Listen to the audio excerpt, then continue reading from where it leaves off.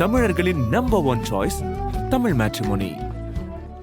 கன்னியாகுமரியில் பலத்த காற்றுடன் மழை தொடர்கிறது. கூடுதல் தகவல்களை செய்தியாளர் மனு வழங்க கேட்கலாம். மனு, கன்னியாகுமரியில எப்போது தொடங்கி மழை பெய்து வருகிறது? குறிப்பாக எந்தெந்த பகுதிகளில் எந்த அளவுக்கு மழை பொழிவு இருக்குன்னு குறிப்பிடுங்க. மழையால ஏதேனும் பாதிப்புகள் இருந்தாலும் அதையும் சொல்லுங்க. அதாவது குமரி மாவட்டத்தில் நேற்று இரவு 9 மணியிலிருந்து குமரி மாவட்டத்தினுடைய மலையோர பகுதிகள், கடலோர பகுதிகள் மற்றும் நகர பகுதிகள், குறிப்பாக கோதையார் மலை கிராமத்திலிருந்து கன்னியாகுமரி கடற்கரை பகுதி வரையிலான பல்வேறு பகுதிகளில் பலத்த காற்றுடன் மழை பெய்ய துவங்கியது.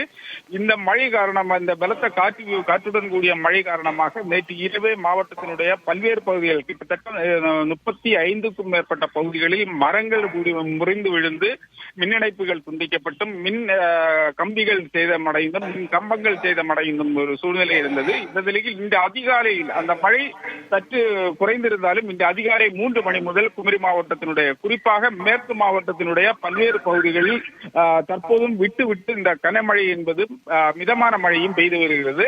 அதில் ஆறுகாணி, பத்துகாணி, திருப்பரப்பு, திருவட்டாறு, குழித்துறை போன்ற பகுதிகளில் இந்த மழை என்பது தொடர்ந்து நீடித்து வரக்கூடிய காட்சியை நமக்கு பார்க்க முடியுது.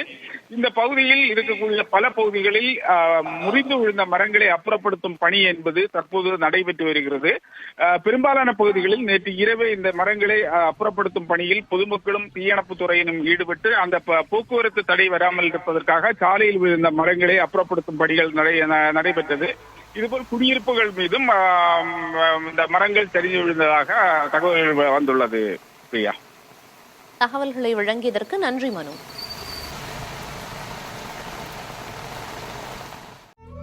தமிழர்களின் number one choice Tamil matrimony.